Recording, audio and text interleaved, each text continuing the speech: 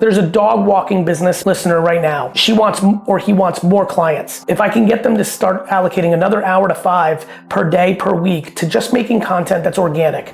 But when they make it, they think about the different cohorts. People that have more money than others, gender, race. Some people have parents of kids with athletes, so they'll make a video like, hey, are you a parent of a kid that plays soccer or basketball or some other sport every weekend? I'm the dog walker for you. Now all of a sudden you're posting that. Now that the algorithm is going to find people more likely like that. Then if it does well, now you start running ad dollars on it, not up front. Attention is the #1 asset. Gary, you've always said that attention is just a major focus of yours, but the problem with getting attention is it can be quite, shall we say, expensive. So can you share the ways that we can get underpriced attention in today's landscape? I can. First of all, John, I just want to give you some flowers. Podcasting is obviously an incredibly important medium in the world today, and I think it's potentially lost in history that you were one of the dozens that was moving first and hard on it, and I just want you to have that because thanks, brother. You built on underpriced attention. You went all in on podcasting as it was emerging, and I feel as though you deserve credit on that. So I wanted to say that. And to that point, that's the game. This is why I'm obsessed with social media marketing. The most underpriced attention in the world right now is sitting on social media organic creative, right? The way the algorithms work now, social media is not the one that you, JLD, and I grew up with. That one was based on email marketing. Get as many people to follow you as possible, and then a percentage of those people would see your content when you posted it, right? If I had 1 million followers on Twitter, I would consistently get more views on my videos than you if you had 50,000. And I would stay within a general pocket. Now, the way it works is the content itself is the variable. And so I may have 15 million followers on TikTok like I do. How many do you have, JLD? 175,000. The fact that you can make a better piece of content than me tomorrow that has the best practices, first, second, thumbnail, copy, understands the culture of the slang of TikTok. I love that all your videos can get more views than my videos because the merit of the creative is the game, and that level of underpriced attention where there is no cost for distribution and there are some costs for creative depending on how you do it, is by far the reason I'm obsessed with social media marketing and for both brand and sales. And I think more businesses, creators, influencers, podcasters, small businesses, SaaS, B2B, B2C, professionals need to get way more serious at being remarkable at day-to-day social, because that's the organic thing. For big brands listening, Super Bowl's underpriced media. It's underpriced attention. For $7 million, $8 million, $9 million, you could buy 110 million people watching a 30-second video. That's impossible anywhere else. There's influencers that you can do deals with that are grossly underpriced. There's overpriced influencers. A Super Bowl ad becomes overpriced when the creative 30-second video stinks and nobody acted on it. Now you just wasted all that money.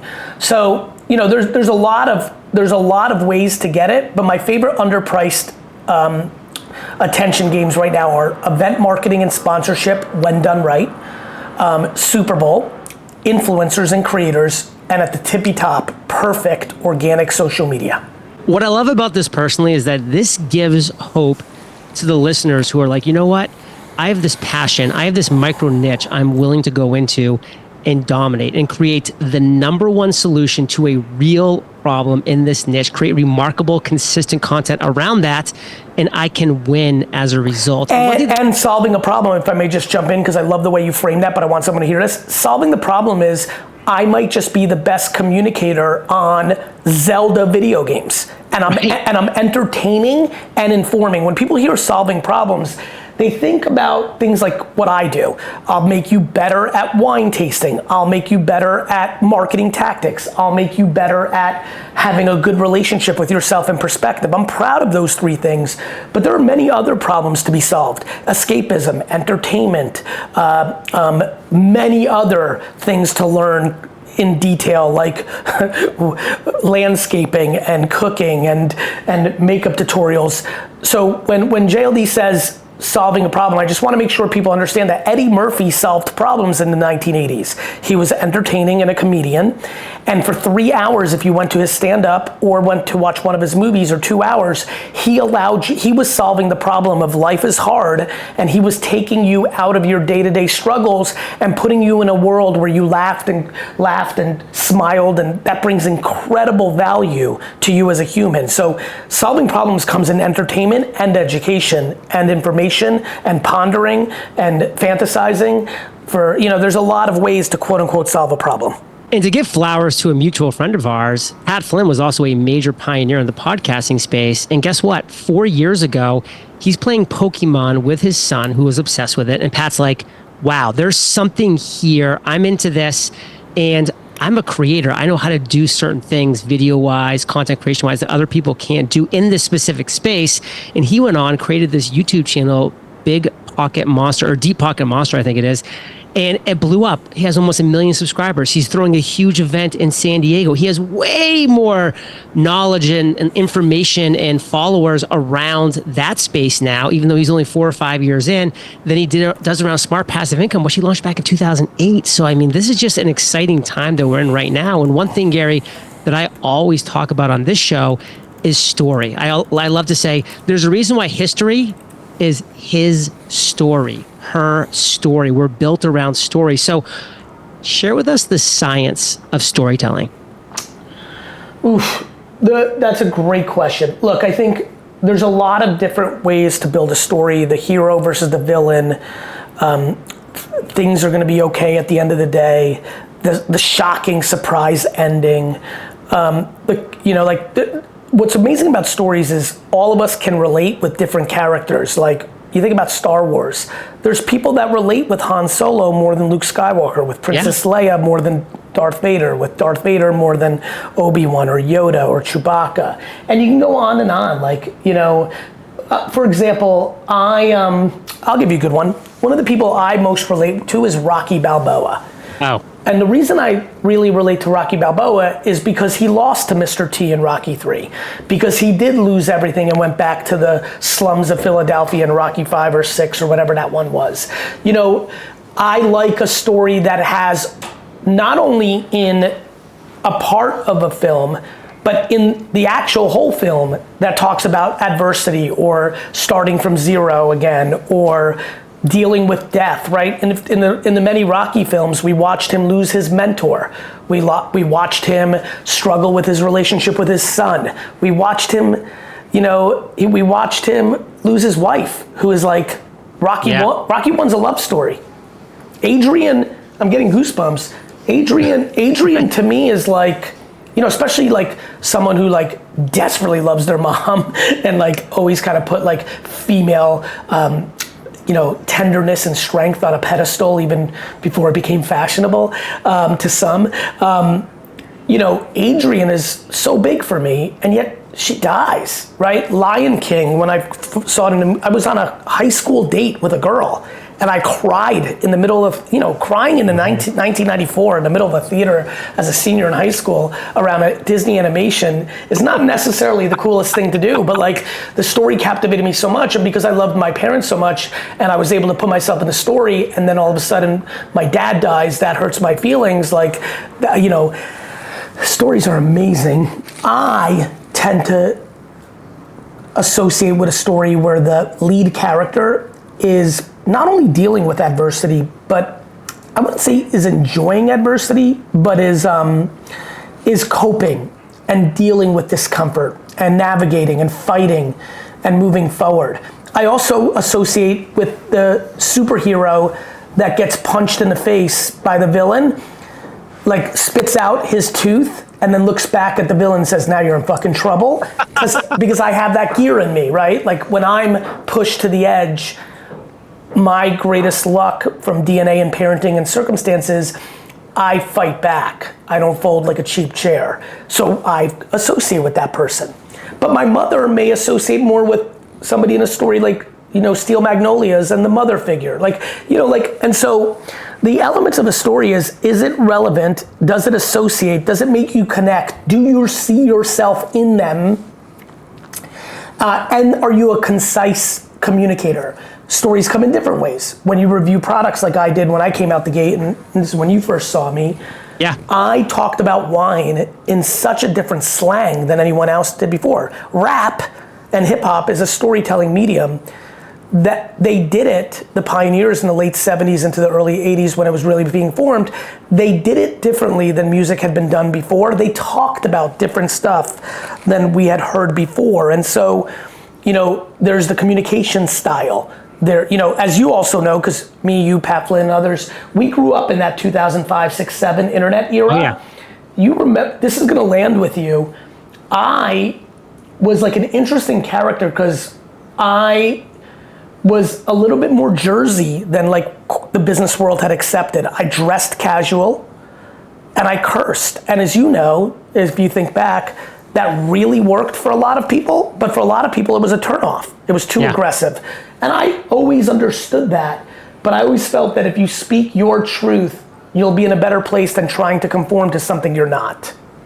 And so the art of a story to me, and the art of stories is, are you authentic to yourself first? You know, Jilly, again, I think this will make sense because we grew up in that era together.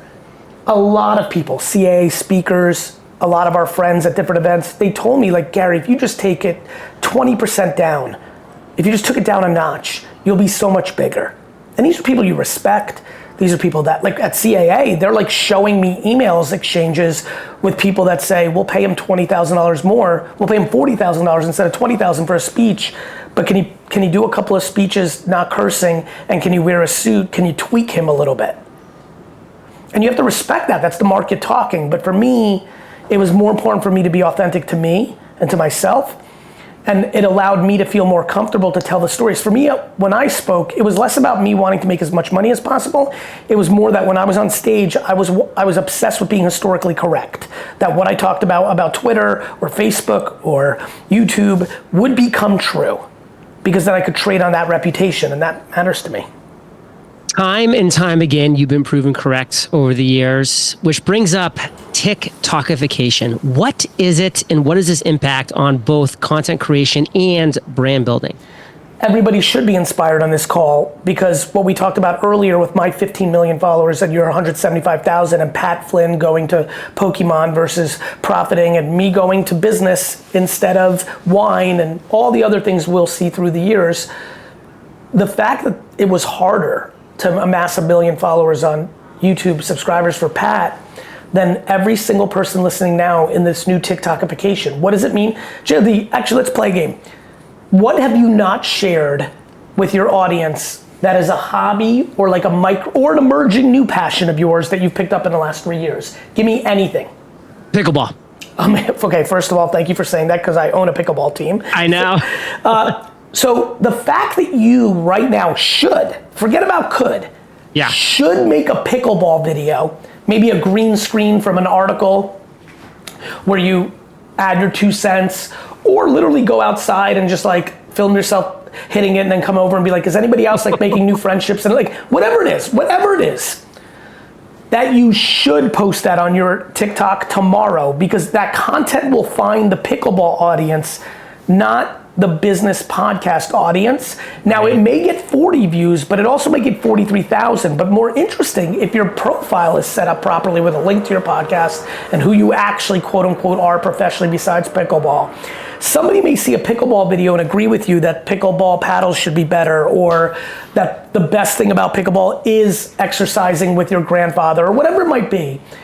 But then they're gonna be like, oh, I like this, I agree with this guy. And then they're just gonna look at your profile and be like, what's this podcast? Like, you will literally, more likely, this is real talk, this is like crazy, this is if like we're having a consulting meeting. I would say to you, brother, once a week, minimum 5 times a week, pickleball content on TikTok and YouTube Shorts, because they have, you know, Instagram's harder, I'll get into that in a minute, but I think you would pick up more subscribers for this podcast because you started adding pickleball content to your content than the reverse.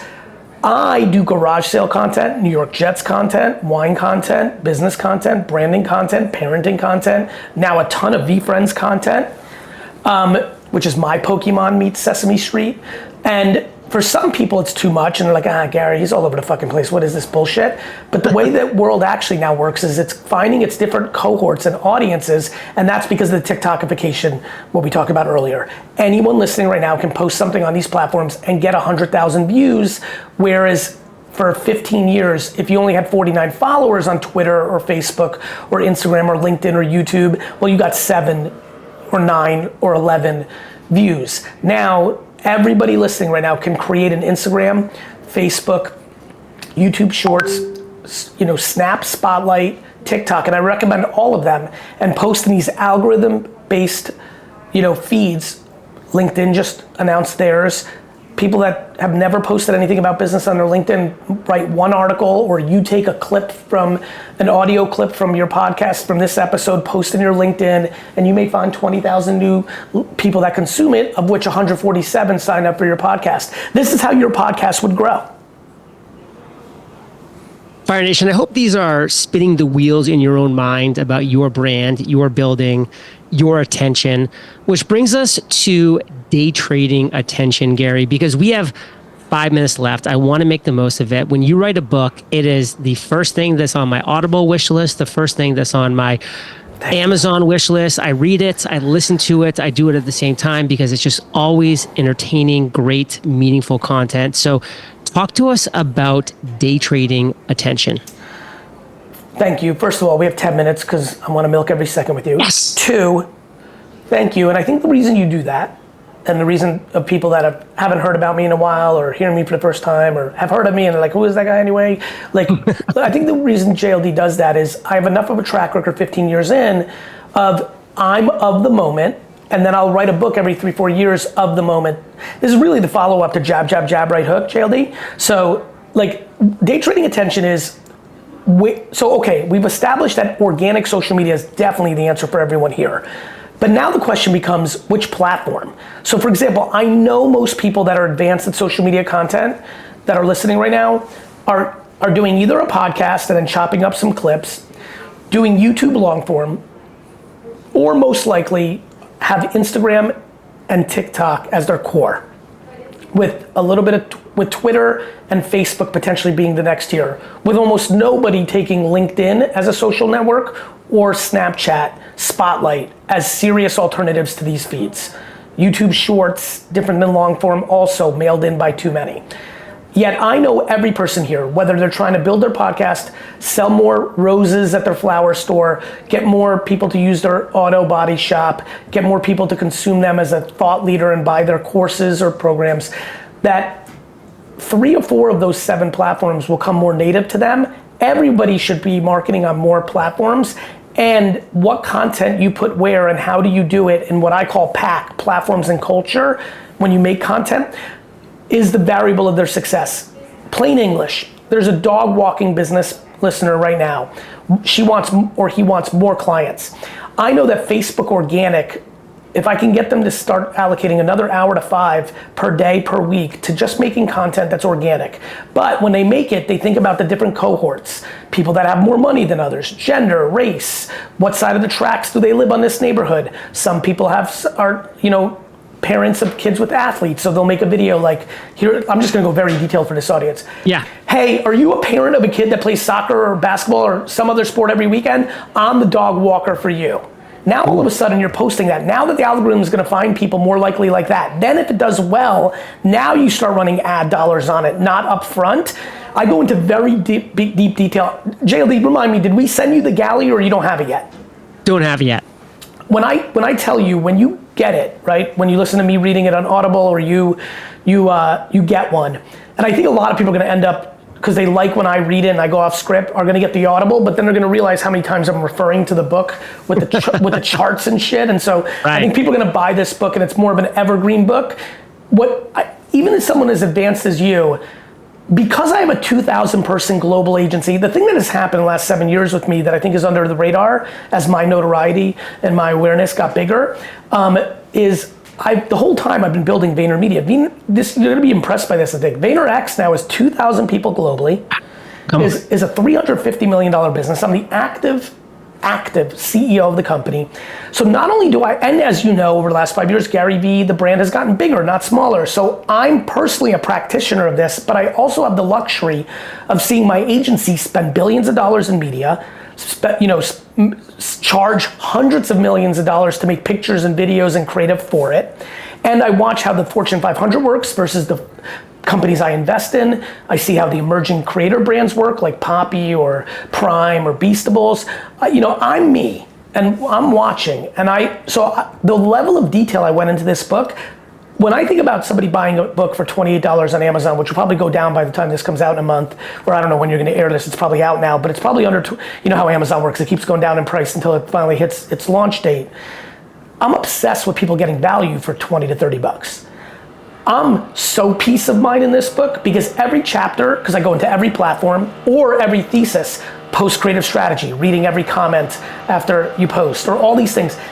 Every page has $30 value, but the answer comes into that dog walker.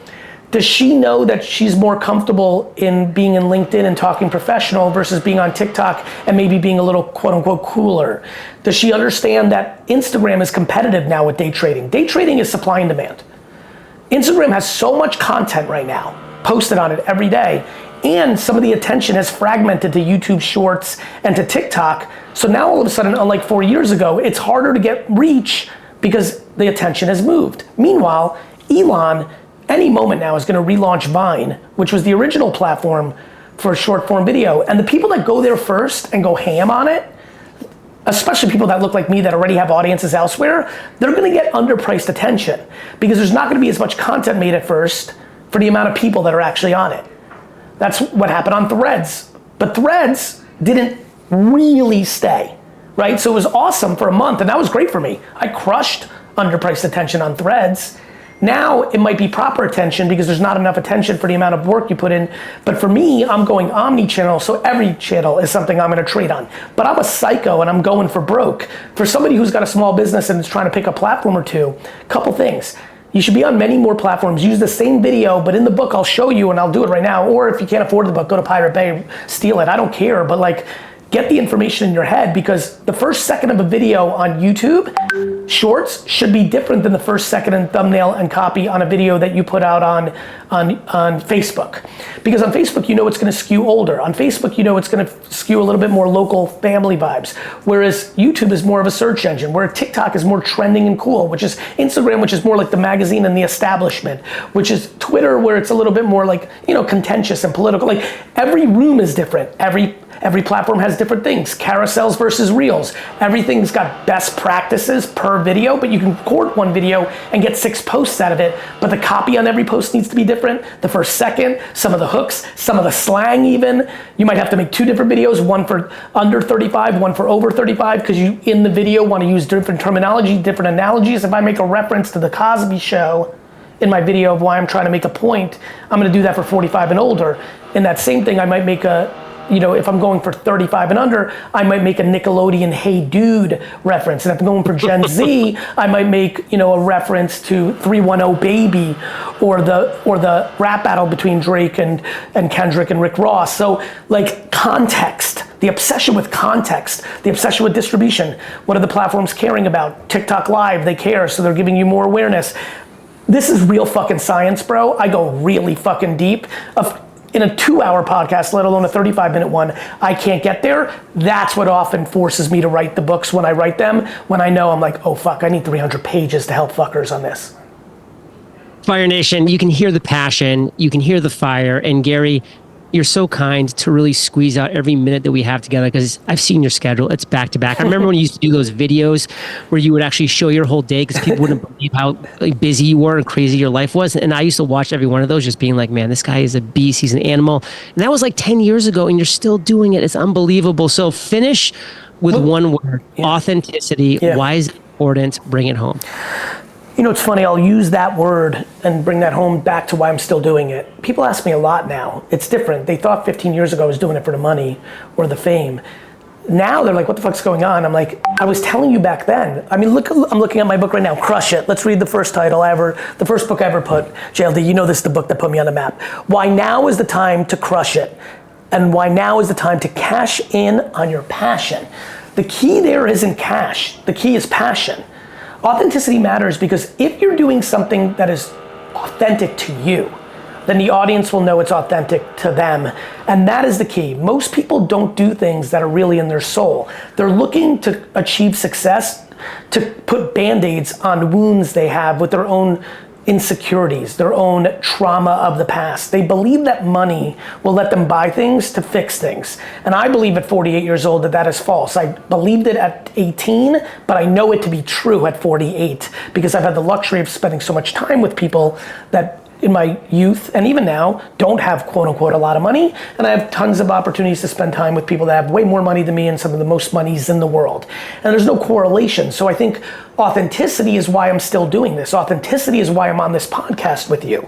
I authentically like you.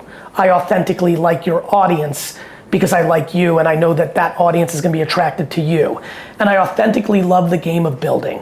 I'm like, I wasn't good at Legos, but if I had slightly different DNA, I would have been the best Lego person of all time because I like building. I'm not a general contractor and I'm not a developer in real estate, but if I had slightly different, I would be an amazing, amazing developer. I would be a remarkable coach for a sports team because I love the process of taking something from one state to a better state, primarily based on emotion, then built on tactic. And that's why I find myself 15 years being public around mindset, and those things, and tactics. This book's exciting for me because I just wrote a book 12 and a half a couple years ago that was very mindset, very perspective, very macro. Look what happens. I go right back and follow up 3-4 years later with Day Trading Attention, which is tactical as fuck. I literally was bored at parts of reading my book because it was like so technical, and obviously I knew what I was writing. Like I just had to get through it, but I was also pumped because I know everyone's different kinds of learners. But authenticity matters because authenticity is the only thing that allows sustainability. The reason I'm still here, JLD, and you've seen a lot of personalities. You and I grew up in the same internet era. Yeah. You know this. In 2005, 6, 7, 8, 9, I was bet on as someone who would come and go because I was so loud. People confuse loud as not substantive. But amongst the personalities that were part of that era with me, back in 2006, 7, 8, I like where I sit amongst the 10,000 people that were vying for being successful and important in 2024. I think I've done a pretty damn good job out of that crew. I can say without reservation, you sit at the top as number one of those 10,000. Fire Nation, Day Trading Attention, May 21st. Get it in Audible, get it in Amazon, any bookstore that you want. Gary, last sentence, and then we'll say goodbye. When you're 97 years old, none of this shit's gonna matter. So please focus on being happy, be nice to people. It always comes back to you. Spend more time with the people you love and find something you love the way I love communicating opportunity. And honestly, this book ties to Crush It. I believe at this exact moment, when you hang up at the end of this right now, when you stop, when this stops and goes on to the next JLD, video or whatever, or podcast, please just understand how the world is selling you so much negativity, why everything's never been worse.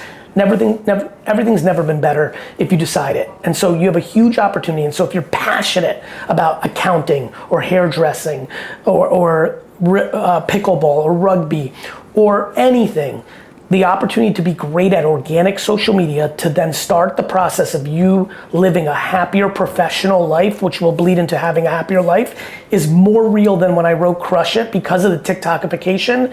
And I couldn't be more interested in you seizing that because smiling is better than frowning. Gary, I love you, brother. I love you back, brother. Thank you, my man. Until next time.